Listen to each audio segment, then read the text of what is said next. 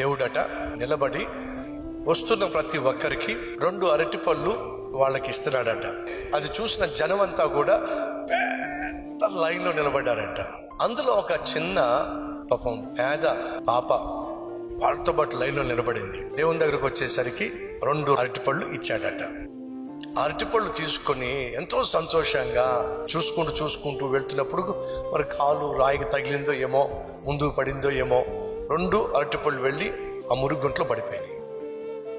ఎంత బాధ అనిపించిందో.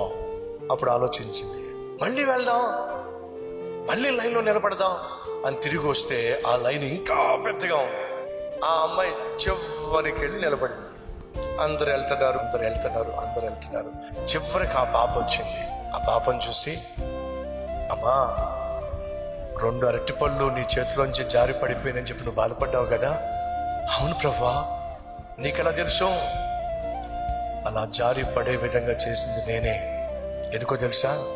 ఈ కంప నిండా ఉన్న అరటిపళ్ళు నీకు ఇవ్వాలని చెప్పి వాటిని నేను నీకు దూరము చేశా.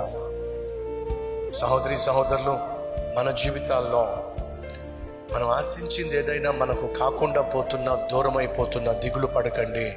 అంతకంటే శ్రేష్టమైన దాన్ని నా ప్రభు నీ కోసం దాచిపెట్టాడు.